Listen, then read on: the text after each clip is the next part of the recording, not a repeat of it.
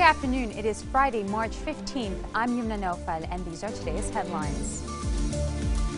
9 Syrian people are killed and 29 others injured in a bus crash in the town of Kale, east of Beirut. Employees at Beirut's international airport warned the government they will join public sector workers in their strike over the delay in referring a wage scale draft to Parliament. And the Syrian conflict enters its third year as EU countries fail to reach a common stance regarding the arms embargo. 9 people were killed and 29 others injured in a Syrian bus crash in the town of Kahale, east of Beirut today. The Lebanese Red Cross said paramedics transported 29 people to hospitals in the area. 8 bodies, including those of women and children, were also pulled from the bus. The bus carrying Syrian nationals was heading to Beirut when it hit a concrete barrier which separates the lanes on the main highway that links Beirut to Damascus. Reports say the driver lost control of the vehicle before it overturned. The crash caused huge traffic earlier this morning all the way to the towns of Araya and Alay. Civil Aviation Authority announces that it will join the Syndicate Coordination Committee's open-ended strike if the Cabinet fails to refer the new wage scale for public employees to the Parliament in its session on March 21st. Imad al-Muqdad, a spokesman representing the civil aviation employees, said employees at Beirut's Rafiq Hariri International Airport will suspend work if the new scale was not referred by the Cabinet on March 21st. The Cabinet will hold a session next week to end the dispute over the matter, despite the objection of the economic committees that argue that the approval of the scale will harm Lebanon's economy. An SCC official, Mahmoud Haidar, called on public sector employees to participate in the strike, calling on the government to swiftly resolve the matter. President Michel Sleiman is stressing that Lebanon will continue to implement a UN resolution that halted the Israeli-Hezbollah war back in 2006 in an attempt to restore sovereignty on all territories. During a dinner banquet held in his honor, thrown by the president of Ivory Coast, Alassane Ouattara, Sleiman said, with the support of the international community, Lebanon will continue to work to implement Security Council Resolution 1701 in an effort to restore sovereignty on all its territories. In his speech, Sleiman stressed that just a settlement for the problem of the Middle East and the cause of Palestine is a prerequisite to the consolidation of democracy. Despite the turmoil in the region and the world economic crisis, Sleiman added that Lebanon was capable of avoiding negative repercussions through its solid banking sector. Lebanon's defense minister warns that exceptional efforts are required to avoid civil strife in the country, while the commander of the army is pledging that the military will not suffer a split along sectarian lines. Defense Minister Faiz Ghassan says the entire security situation is not reassuring. The winds of strife are looming on the horizon because some people, according to him, either intentionally or unintentionally, are trying to trigger strife without considering the devastating effects it may have on the country. Ghassan added that the situation is requiring exceptional efforts from all Lebanese to protect the country from malicious strife. He explained the army is doing much more than its capacities allow, and it will not hesitate to carry out its duty to the fullest. Echoing Ghassan's comments, Interior Minister Marwan Sharbil said that the situation in the country was critical due to the sharp political divide over the ongoing violence in Syria. Prime Minister Najib Mikati welcomed a UN Security Council statement which underscores its grave concern at the arms trafficking and repeated weapons fire across the Lebanese-Syrian border. The Council expressed deep concern at the impact of the Syrian crisis on Lebanon's stability and called on all parties to respect Lebanon's policy of dissociation and to refrain from any involvement in the Syrian crisis. His statement also appealed to all Lebanese to preserve national unity in the face of attempts to undermine the country's stability.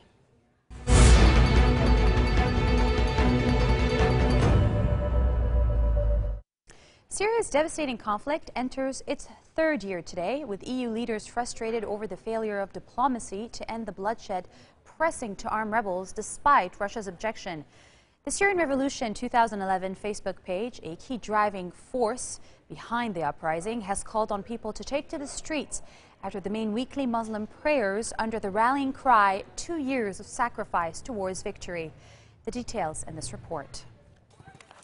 Exactly 2 years into the conflict, Lebanon is buckling under the pressure of 1 million Syrians living next to Lebanon's 4 million population.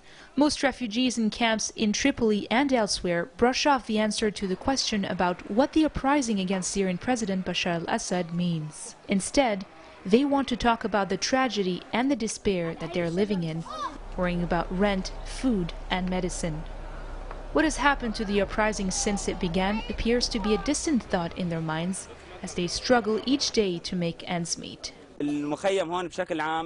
The camp here in general has in it some 2,000 people or 2,500 people. We have 4 families in every tent. The size of the tent is 4 by 4 meters. There is not enough space for 4 families in it. The children are crowded. No food, no water, nothing. We stand outside the doors of the mosque to beg for the price of food. I was wounded in Syria. A rocket fell on us and my back was hurt. I came here for treatment. No one helped us. Nothing. No one helped us. They all rejected me. Meanwhile, EU leaders are gathered in Brussels for a second day of summit meetings. France and Britain are expected to urge European Union governments to lift the embargo on supplying weapons to the Syrian opposition before the end of May. Hollande has justified his call to increase help to the Syrian opposition by saying that weapons were being delivered to Assad's government, particularly by Russia. While the United States may look favorably on the French and British moves, other EU governments, including Germany, have resisted the move, fearing it will fuel violence in the region, especially if arms get into the hands of militant Islamists. Anticipating some disagreement, Hollande indicated that France could go in alone in abandoning the embargo if agreement at EU level is not possible. Meanwhile, fears continue to mount that the Syrian conflict might spill over to the other countries in the region. According to the state-run national news agency and Voice of Lebanon radio, several Syria-bound level fuel tanker trucks were torched on the main road of Al-Badawi and Tripoli, a day after 7 trucks were torched on Thursday night to prevent their passage to war-torn Syria. No casualties were reported. The High Commissioner of the United Nations Refugee Agency, Antonio Guterres, says Lebanon faces an existential threat with prolonged conflict in Syria.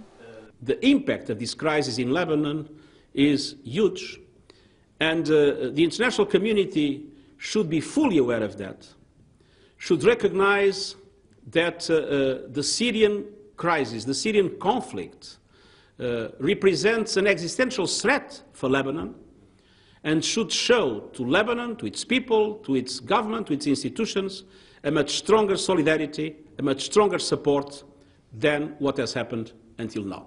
The Syrian conflict is more than a humanitarian tragedy.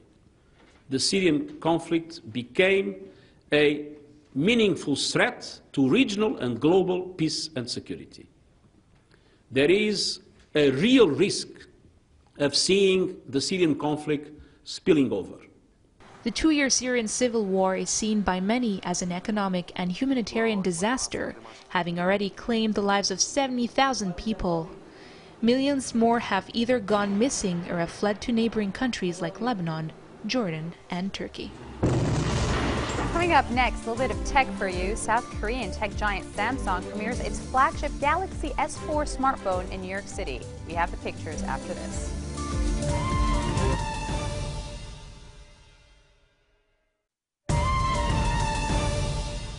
Welcome back. Israeli Prime Minister Benjamin Netanyahu and the leaders of the 2 parties in charge of the new coalition are to sign a government deal after overcoming their differences. Now, media outlets say the breakthrough occurred after Yair Lapid, head of the centrist Yesh Atid, and Naftali Bennett, the far-right Jewish Home Party leader, gave up demands for the post of Deputy Prime Minister. Netanyahu will present the new coalition government to President Shimon Peres tomorrow, while the new cabinet will swear in before the parliament on Monday. Media reports say Yesh Atid, which won 19 of the parliament's 120 seats last January, will take over the ministries of finance and education. The Jewish Home Party, which won 12 seats, will run the Ministry of Trade and Industry. Egypt's President Mohamed Morsi praises the country's police force amid public criticism over its violent response to demonstrations. Speaking at a riot police camp, Morsi told members of the Black Hat force to beware of Egypt's enemies abroad who want to see the country divided. He told riot police their courage and sacrifice are needed. They have been engaged in violent confrontations with protesters and part of the force who believe Morsi's Muslim Brotherhood wants to control them. Gunmen in military uniforms attacked the house of an Iraqi anti-Qaeda militia leader north of Baghdad, killing him and 3 of his sons. Police say Khalil al-Ajili and 1 of his sons were killed in his house near the city of Bakuba. The other 2 tried to escape but were killed in a nearby field.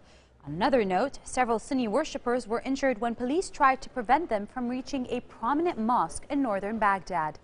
Police officials say anti-riot police used batons and water hoses to prevent worshippers from crossing a bridge leading to the Abu Hanifa Mosque located in the neighborhood of Azamiya. The officials say several worshippers sustained bruises and minor injuries in the skirmishes.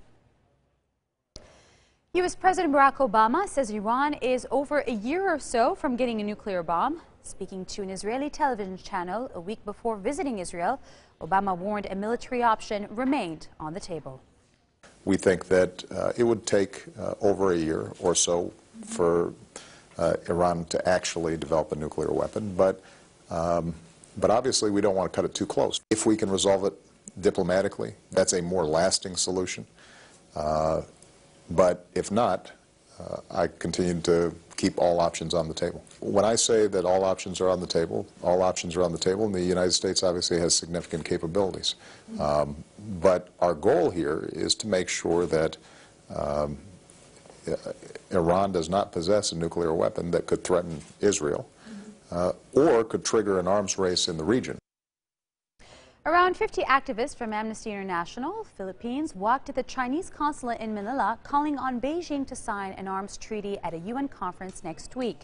The activists are calling on superpowers, including the United States and China, to sign an international arms trade treaty and complete negotiations that will require all signatories to limit the international transfer of arms used to commit human rights violations and war crimes. Donning masks depicting the newly installed Chinese President Xi Jinping, the demonstrators danced their version of the viral video Harlem Shake and chanted "Arms Trade Treaty Now." Amnesty International claims that 2,000 people die each day as a result of armed violence. Delegations from 170 countries at a UN conference held last July failed to finalize the text of the planned treaty. News around the world in brief. Samsung Electronics premieres its latest flagship phone, the Galaxy S4, in New York. The phone sports a bigger display and unconventional features such as stopping or starting videos when looking at the screen, flipping between songs and photos at the wave of the hand, and more.